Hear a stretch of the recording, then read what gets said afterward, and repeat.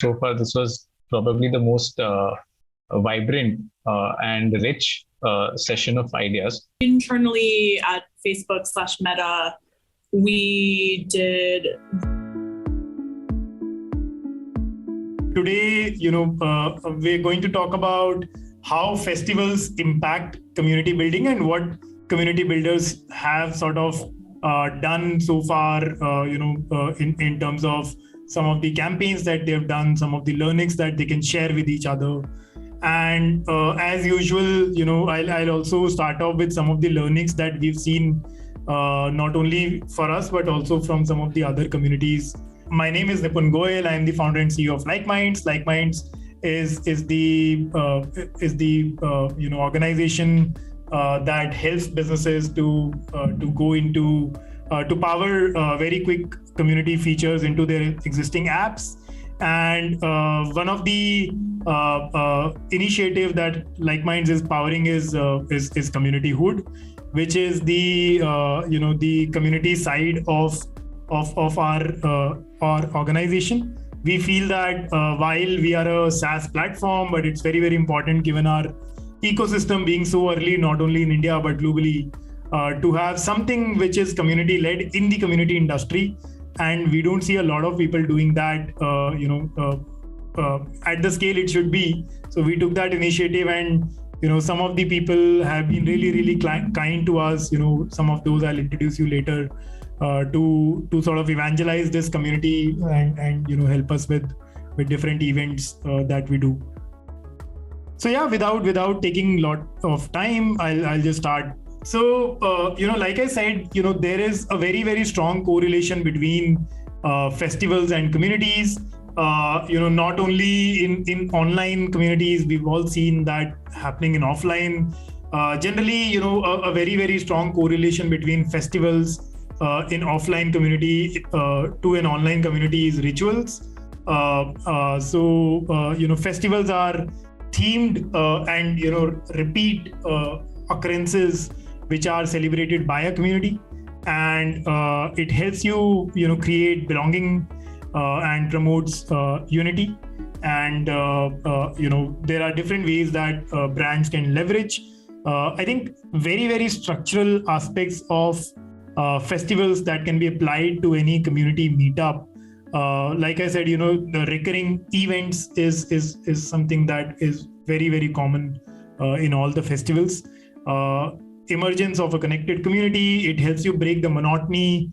You should, like, especially in, for example, if you're running a learning community, you should break that with certain, let's say, informal festivals which are themed around informal events which are themed around a festival.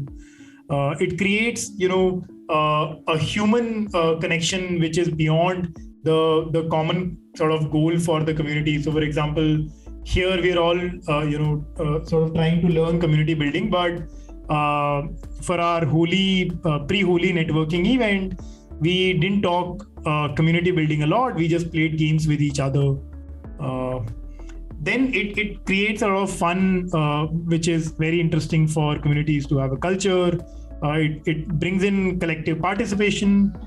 This is where I want to highlight how rituals are similar to festivals. Like festival is a kind of ritual. Generally, there are two sides. One is what contributes of ritual and what are the outcome for a ritual. The contribution is around what are some of the shared interests that can be triggered for a ritual. So a very common ritual that we have in Community Hood is these roundtables. And the shared interest is learning and exchanging knowledge for certain topics on Community Hood, on community building. It's also important that people who want to learn new things, it improves in that zeal. Then the outcome in general is, belonging increases. It sort of gives you a feeling of community. So I often hear a lot of volunteers in our pre-event catch-up saying that, we have to do it for the collective good of this industry. And that solidarity comes because we meet every 2 weeks and discuss about what topics can we host, how can we host better. And in the process, we are all learning. So rituals really help that. Very quickly, some of the things that can be applied to a brand community based on our learnings. One is, like these are few examples, but a very interesting example is you can have a community anthem of your own. We are still figuring it out, but if someone has figured it out, we would love to understand how they sort of did it. A lot of people play a small music video, or every time they will come up with a new music video being played before start of an event. That's very common in many communities. And then, something around Diwali that some communities do is they light virtual diya. On Thanksgiving, you can have campaigns like, sharing what you're thankful for, just as a community event. Then there are different kind of rituals which you guys can take inspiration from in different communities. We've seen some of the Western communities also having rituals around creating a cartoon caricature for all the attendees. I think this is a lot of people are also using tools like Wheel of Names being a tool for rewarding the attendees, and that becomes a way to sort of hook the audience till the end. Taking pictures during the event or towards the end of the event. So we also have this ritual, at least in some of our non-exclusive community builders events where we host a larger audiences. We take a picture for people who stay till the end. So some of the things that we've seen rituals also doing is inspiring merchandise and giveaways. A lot of times you'll see people would start Valentine Day campaigns on V-Days. People would see campaigns around Women's Day. People would run a lot of campaigns around Diwali, especially the e-com companies. So festival discounts is very common. I remember one of the communities that we worked closely with, they had this discount on Navratri. It was like an Indian example of using a festival, and they saw very, very high sale in terms of their community memberships. Then you can have theme-based merchandising as well. So if you let's say start distributing a merchandise as a giveaway, you can have something which is let's say depending on the festival. You can hold contest again depending on the festival. So festivals can also inspire you to do that. The festivals can be categorized as national, religious, seasonal. We've seen national festivals to be more where you can try to inculcate certain aspects of some of the things that we did on those festivals. So I'll share an example on something interesting we did on Republic Day in just a couple of minutes. But you can have some of the rituals which used to exist on these days. So for example, on India, Independence Day and Republic Day, there is a very strong significance of national flag or colors. So you can use those colors as a theme in your event. Of course, we've done a lot of things on Christmas, Diwali, so I don't need to talk a lot about it. And then seasonal festivals also, you can connect things to nature, stuff like that. Very quickly, this is one of the most common thing that we have seen people doing. People do a lot of fun activities. These are some of the activities that are very, very commonly done in at least in India from what we've heard from different community builders. People play tambola a lot on Diwali, and that's also a very interesting way. People do karaoke evenings in general. Treasure hunts, quizzes. There are tools like Kahoot to host quizzes. There are a lot of virtual game tools. We did that on our pre-Holi networking event. We used Pictionary tool, and then there are tools like Gather Around, which are generally very useful to break ice. So you can use all that, and then you can also have these award nights as a way to engage. If it's a fairly large event or festival, and you can create certain festivals as well. So, we've seen, for example, Community Manager Appreciation Day coming up as a festival that we feel is very, very related to our brand.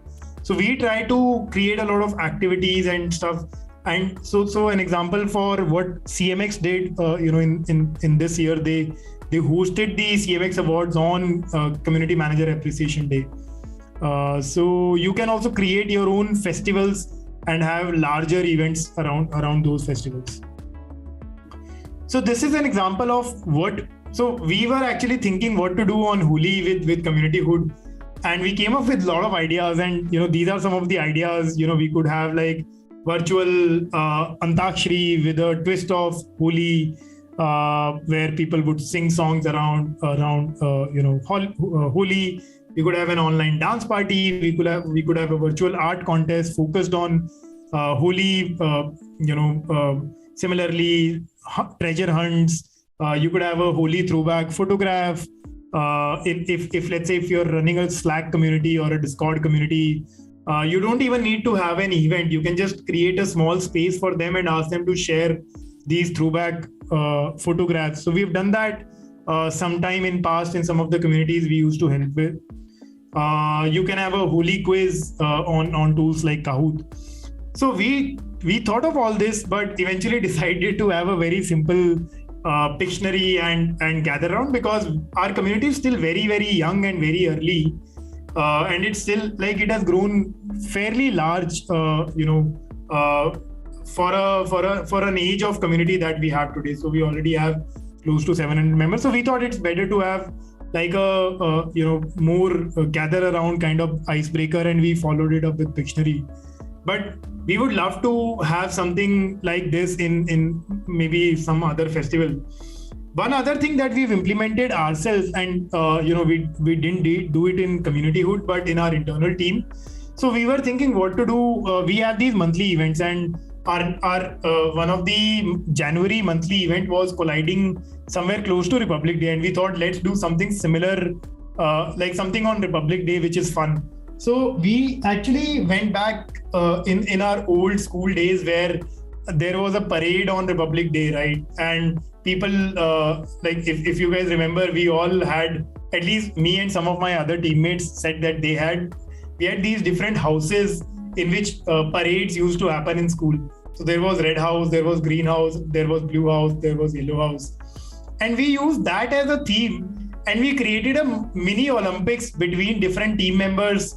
So we had a team including interns of about 34-35 people, and until then we never got participation more than 70% I think would be maximum for our events. But when we created this as a whole experience where there were points and there was like a pre-event sort of session happening, people actually practiced before the actual contest, and that made it very, very interesting. So we eventually saw, except 2-3 people, everyone participated in not only just as an attendee in these games, but they actually represented their house in some of these games.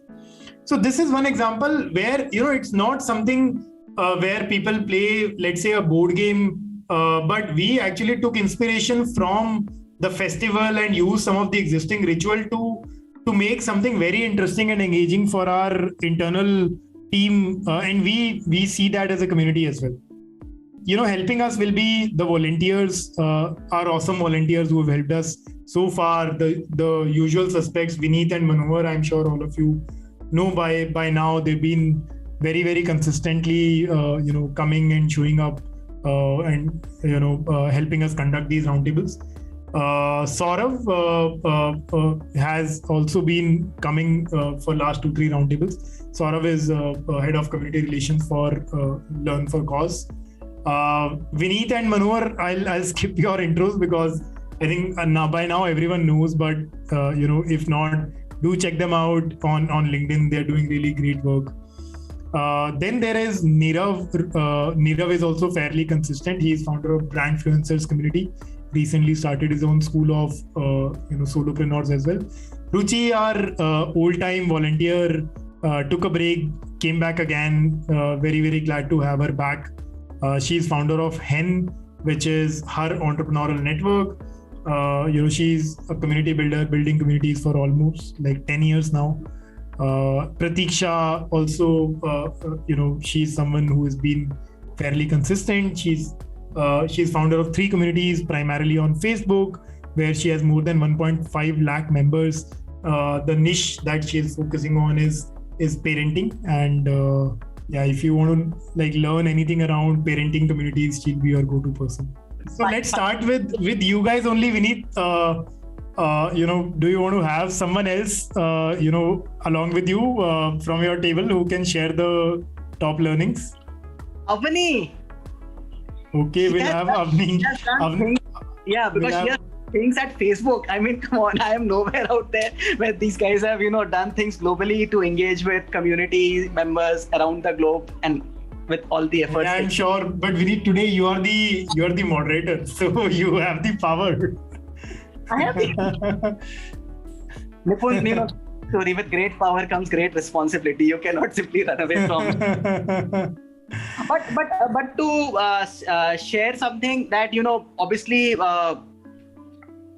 we had mentioned about like we are in a conference or a meeting, and just about at the chai time the Zomato or the Swiggy guy rings your bell and you get the snacks and tea for your break time. So that was replicated by Ashna from on my table. What they did was, like, to celebrate the community event, they sent the cocktail mixtures out to the members, and at that point of time when they were part of the Zoom conversation, everybody was opening up the mixture, and that was a fun nice. Team building exercise. So something nice. has been cracked, not the time one, but essentially doing the activities together, that has been cracked. And lovely stuff which came out of our conversation, like from vegan biryani to foods and gifting. We had multiple, the online and the offline space which were there, right? Akita mentioned a few tools, right, from Gather Around to online poker, Ludo, and other things. But lastly, when we were at the fag end of the conversation, what I put the question out was, anything which is being conducted in the offline community, you would want to replicate it online. And the best answer was like Avni trying to figure out how do we do virtual Garba, and Aishwarya mentioning that we can have the virtual avatar and these guys can come and play the dandiya. So there has been a burning plan for celebration in the virtual space. So frankly speaking, it was a pretty interesting conversation. Internally at Facebook/Meta, we did really big stuff for Ramadan every year. Globally, it's probably the festival or the holiday or the event that's celebrated by the most number of people, not excluding Christmas. So some of these faith-based holidays, the Facebook sales teams, so basically they leaned into a narrative of community and community supporting community. And so from everything from Facebook watch content of prayers that were going on specifically for Ramadan, being broadcast from Saudi Arabia, to deals with brands that were brought on to be able to promote certain things through advertising, to our team working with communities to each one of them launch individual campaigns, basically for mutual aid support. I thought that it was seamlessly done and done across a global scale. For a company like Facebook that has, 5 heads and 10,000 arms, that's really unprecedented. And so each year it's just gotten bigger and bigger and more fun. So I really, really have appreciated watching Facebook sort of organize around. The work starts 9 months in advance by some of the teams. Wow. And then we all just pitch in to try to do stuff. This year I had a portfolio of faith-based partners. So we were working with churches and masjids and temples and stuff. So they also got involved in some of the campaigning. by posting things in their communities and prompting people. So that level of global engagement is really cool and interesting to see from the inside, like being on the inside, because we see what's happening on the platform, as normal people, but I got to see it from the inside, which was very cool. So if anyone wants any tips, feel free to hit me up on the app and happy to share more. So I think rather than me, all the amazing members really grabbed the spotlight today. In my experience of all the roundtables so far, this was probably the most vibrant and rich session of ideas. We have the sheet. Full credit to you, Manohar, for coming up with this very interesting topic. I didn't realize. I didn't realize that this would turn up so well, and I think this conversation should continue because I could sense that everybody feels a certain amount of excitement. It's just that certain ideas need more, a greater degree of discussion around it. And the kind of ideas we got, even they are very basic, they're quite useful. Some of them might be repetitive with what has been shared so far. So let me try to just share that sheet, which we were able to co-create. And the first, naturally, the largest set of ideas were in the ideas bucket, largest set of suggestions, because as I said, this is a very new concept. So people are still grappling their minds around it. So the first suggestion that came from Pawan, and I really feel that each one of us in the group was able to contribute to this sheet. All these suggestions are from different people. First, Pawan shared about a very simple feeling during festivals. Like we have so many childhood memories. So if you're a community builder, you can create content around nostalgia and childhood and connect it to drive engagement. And then sending gifts, of course. We love gifts. We love festivals for sweets, food, and gifts. So you can play with packaging around a particular festival, tweak your usual products to launch something limited edition. Or if you're sending a giveaway, you can invoke that sentiment of the festival using packaging or a particular symbolic element that you can add. The third suggestion was around using musics and arts, which can be tapped more in our community programming, in our community activation that we do. And Sharanya shared a very beautiful example from the town of Mysuru, where Dussehra is celebrated in different ways. It's a big festival. The local government body and organizers basically come up with spaces where people can sing. So you can basically go to the stage and start singing. And there is no hesitation, there is no barrier. It's a truly community-driven initiative. Some of these spaces have awards also, and these are definitely designed a little differently.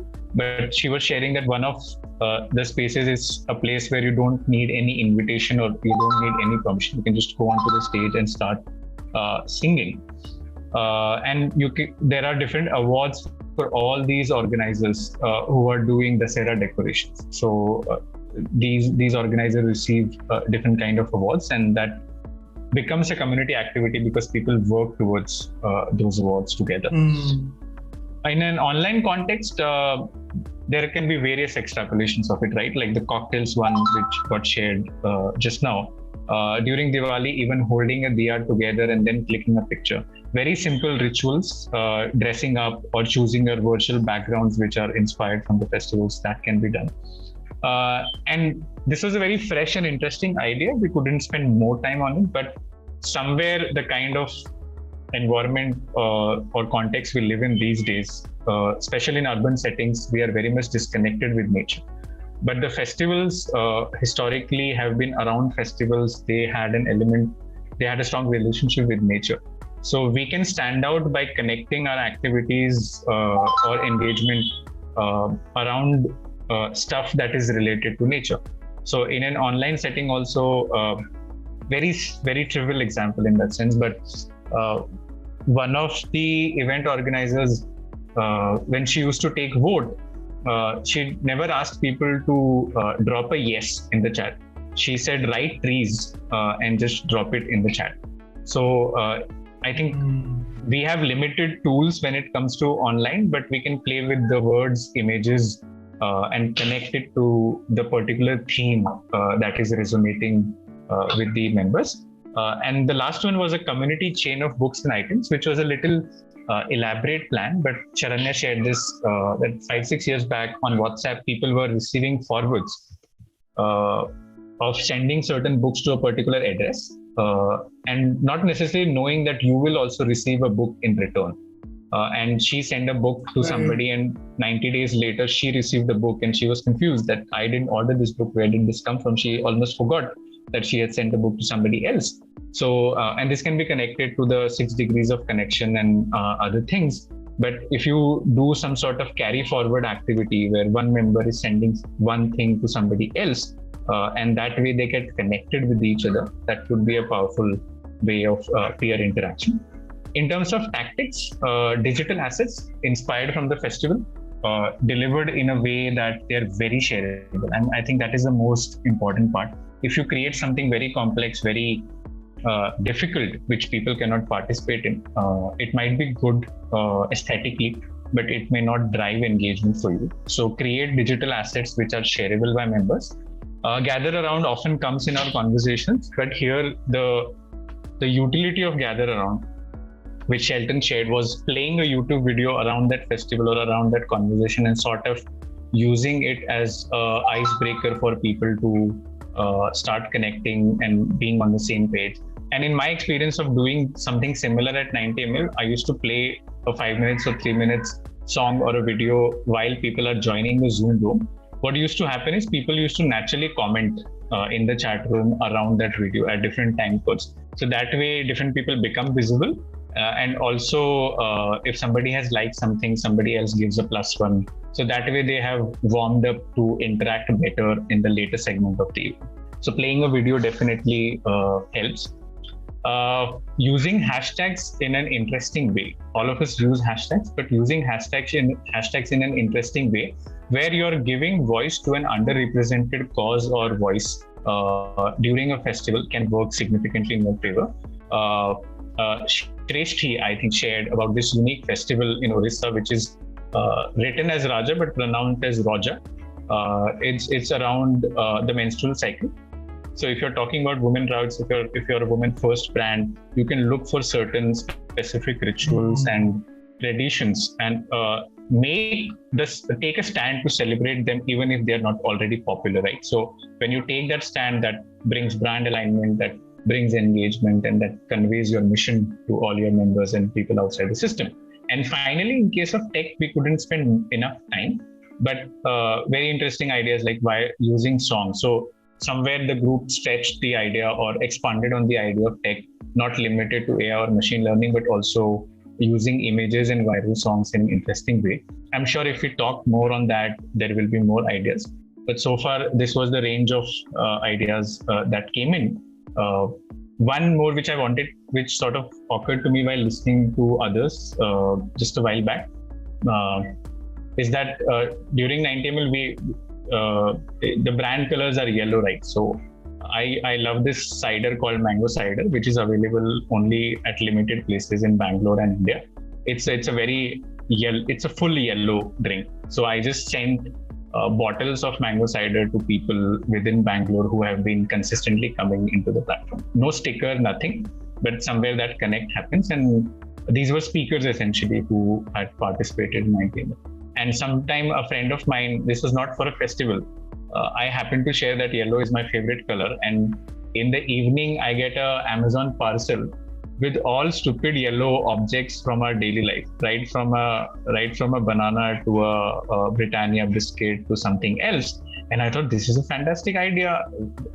If you want to play around humor and if you want to just do something light, you can do it in so many amazing ways. And she did not have to do much. She just went to Amazon, picked all the yellow items that she was able to see, whether it was a Scotch Brite or anything else, and she just sent it. And I think it definitely helped us connect with each other better.